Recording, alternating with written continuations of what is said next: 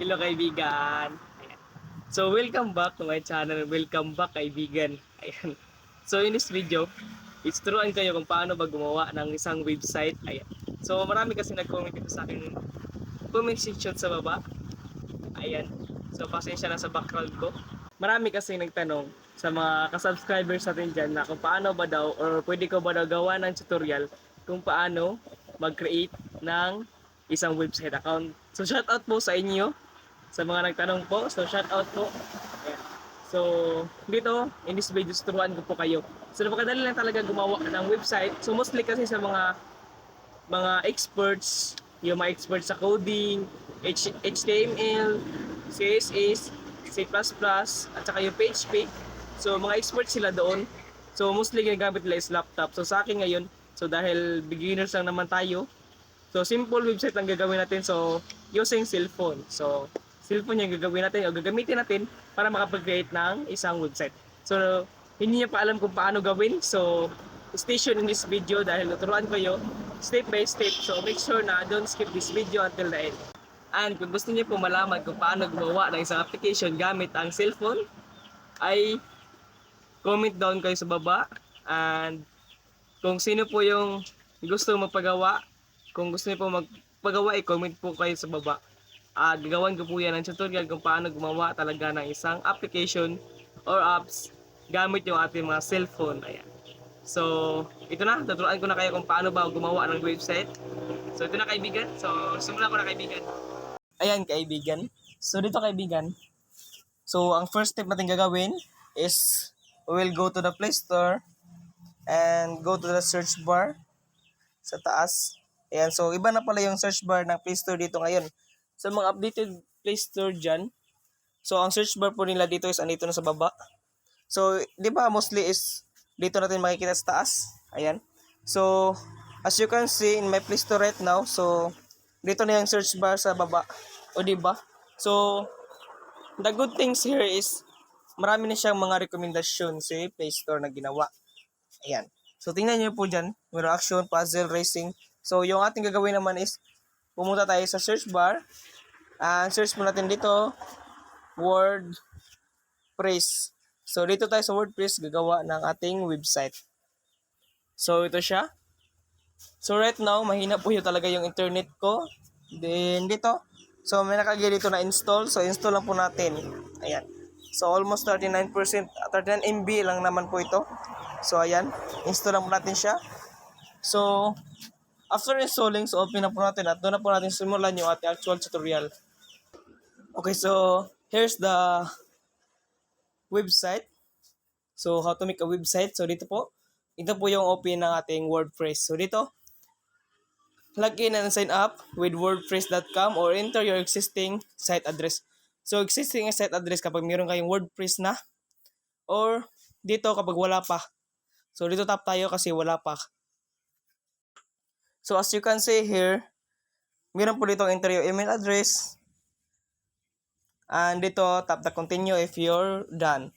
So, dito po, meron na po silang direct dito. So, which is ito po yung continue with Google. So, tap natin yung continue with Google. So, kasi dyan po tayo mas mapadali. So, dito, select po tayo ng ating mga Google account. Pagkatapos po. And doon po, we're done na po tayo doon. So, antayin na po natin. So, select po tayo. So, dito po, I would like to recommend po na dapat po kung mag-create kayo ng account or website, kailangan po malakas yung internet connection po natin dito kang WordPress. So, katulad ng sa akin, medyo mabagal. So, matagal po talaga siya. So, create an account po tayo. Next. Yan, stop lang po natin create an account.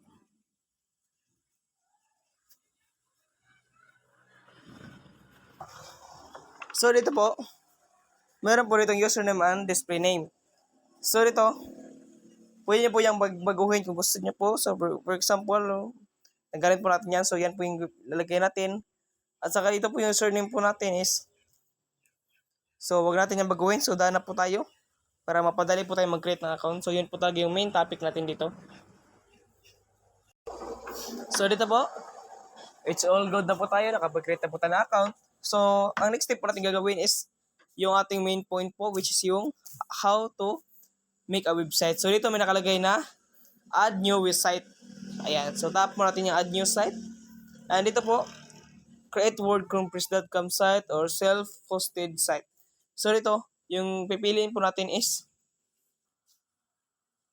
so dito tap lang po natin yung ating wordpress.com site. Ayan. So tap po natin yan. And dito po, ipopromote po nila tayo dito sa kanilang Jetpack app. So dito po, so try po natin, i-download po kasi natin yung Jetpack app na to. Ayan, stop lang po natin. So sa akin is already downloading na po siya. So antayin lang po natin ma-download po yung ating Jetpack app website builder. So parang nag-collab po yung WordPress at saka yung Jetpack. Ayan. So antayin lang po natin. Ayan, so dito po sa pagka-open po natin ang ating Jetpack. So dito po may nakalagay po na same lang po siya sa sa WordPress, which is nakalagay dito add to site. Then pagkatapos po natin ng add to site, so ito po siya nakalagay, add self-hosted site and create wordpress.com site. So same lang naman siya. So yung pipiliin po natin is ito po siya. Yung atin pong, ito po yung ating create wordpress.com site. So ito po kasing add self-hosted site is nakapag-create na po tayo ng site dito at i-login lang po natin. So dito po sa create is dito po gagawa tayo ng website. Tap lang po natin yan. So dito po as you can see meron po dito mga rekomendasyon po. So ito po siya. Meron po siyang food, style, lifestyle, news, personal, photograph, and travel. So dito piliin po tayo kung saan po tayo bilong sa mga kategory na yan. Pero kung hindi pa, so search po lang natin dito. Meron po dito fashion, politics, so marami pa po dito. Ayan. So sa akin, so for example lang naman is food. Ayan, so food. So dito marami po dito sa food, mga team, logo, about, links. Ayan, so diba? So napakarami dito. So dito, kung pili po tayo, kung gusto po natin, skip po natin to. Meron naman po skip dito. Ayan. So dito po, nakalagay po kasi dito sa baba na search with keywords. Ayan. So for example, dito po siya. Your site name. So for example, lagay ko po dito yung site name ko po na Jimsky Tutorial. Ayan. So yan po yung lagay ko, Jimsky Tutorial. So meron po dito mga rekomendasyon. So dito po, as you can see, meron po siya mga bayad po. Ayan. So meron po dito naka-dash. So I think libre or hindi ko po alam kung libre ba to. So dito mga 1,000, 1,600 or 1,000 mostly. Pero meron naman po siyang free dito. Ayan. So pero yun nga lang, yung case po dito kapag free po siya is Jimsky Tutorial wordpress.com. So parang hindi nyo po owned yung inyong website kasi meron po siya nakalagay na WordPress. Pero kung gusto niyo po nga sarili niyo po yung own po yung WordPress niyo, so dito po nakalagay may babayaran po kayo. Ayan, so dito dahil free lang naman yung gusto natin, so dito tayo sa wordpress.com. So continue with subdomain. Ayan po, dito po, marami po dito mga selected plan po. So dito po, may start with free po tayo. So dito po, may tag 1,600 per month, 300, 900, so up to gig na po yan. So dahil 1 gig lang po yung free nila, so tap lang po natin yung start with free. Ayan, so grabbing site URL na po tayo. At saka dito po, tap lang po natin itong okay. So ito po yung aking URL. Ayan, so Jimsky Tutorial wordpress.com. So dito po, okay lang po natin. And dito po, nakalagay po na show me around. Tap lang po natin show me around. Ayan, so show me around po. Ito na po yung ating website. Ayan, so diba, napakadali lang. So napag-publish na po tayo ng ating website. So ganun lang. Ito na po yung ating URL. So dito po nakalagay yung ating today's stats, yung views, likes, visitors, comments, or etc. Ayan. So pwede po tayo makapag-post dito. So explore lang po natin yung ating website. So dito po. So dito po pwede po tayo mag-post dito. Ayan. Yung create a post. So for example, mag-create a post tayo. Ayan. So for example, hello world. Ayan. So publish lang po natin. Ayan, may publish po dyan. Dito po, publish now. So, pwede po natin share sa ating mga social media account. Marami po dyan. So, dito, set reminders po. Ayan. So dito, pwede po i-set kung ano pong days ang gusto nyo. So sa akin is Monday, Sunday na lang, Sunday. Ayan. Set reminders, set all, so done. So, your get reminders yung vlog once a week on Sunday, 10 a.m. So, dito po nakalagay, every Sunday po, i-remind po tayo na mag-post po sa ating vlogs or yung vlogs po na pinost natin. So, done.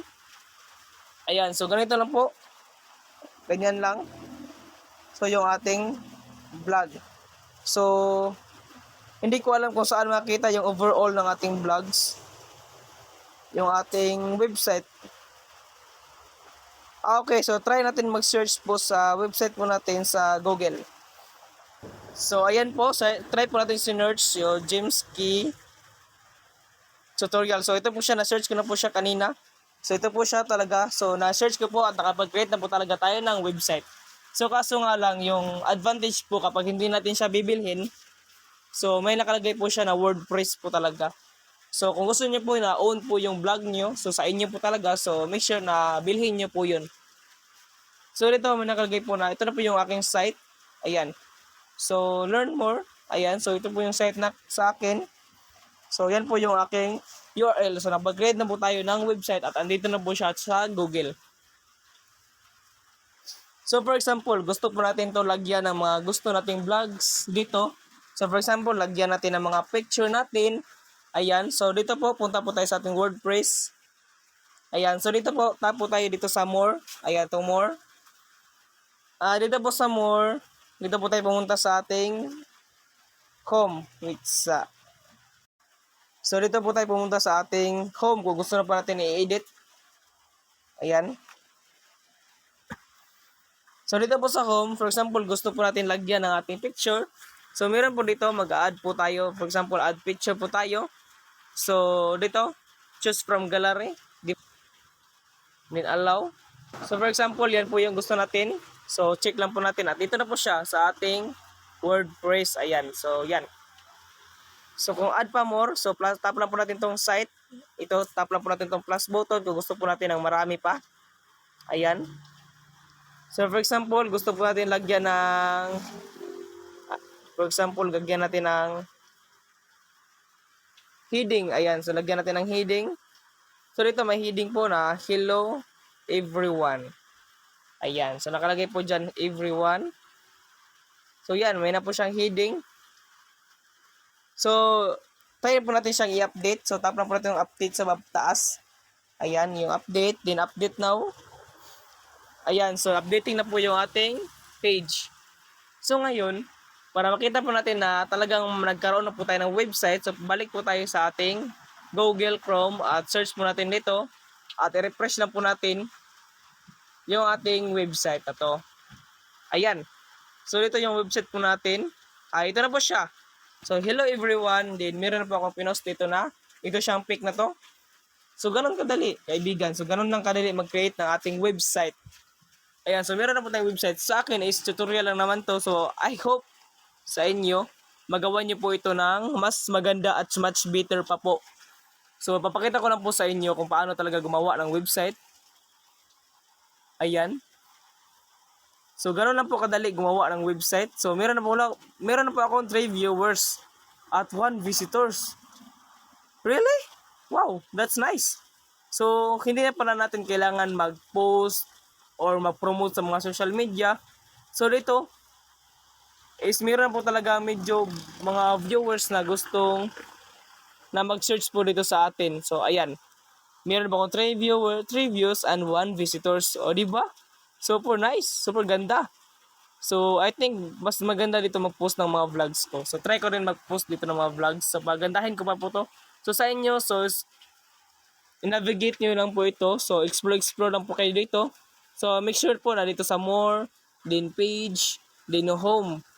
Ayan, so dyan lang po tayo mag-update ng ating mga vlog. So dito tayo magpo-post. Ayan, di ba? So ganun lang. Kadali gumawa ng website, kaibigan. Ayan, so I hope nakatulong to sa inyong video na to. At kung nakatulong to, don't forget to like and subscribe para malaman ko po kung sino po yung natulungan ko dito sa video na to. So thank you po sa panood, kaibigan. At maraming salamat po sa mga sumusuporta sa akin. Ayan, so thank you po. Talaga kaibigan, so thank you po. And God bless. So this is the end of our video kaibigan. Ayan. So ganun lang gumawa ng website kaibigan. O di ba napakadali lang. So ngayon alam mo na, so ano pang hinihintay mo? Gayahin mo na yung ginawa ko para tayo rin ang magkaroon ng website. So marami kasi dito mga blog post, mga travel post na gusto nilang gawing vlog sa website nila. So yun yung parang ways kung paano gumawa ng website. So walang coding, di ba? Napakadali lang, walang kahirap-hirap. So yun kaibigan, at kung nagustuhan mo to, don't forget to like and subscribe para malaman ko po kung sino po yung mga natulungan ko ulit sa video na to. And see you soon to my next video. And thank you for watching. God bless.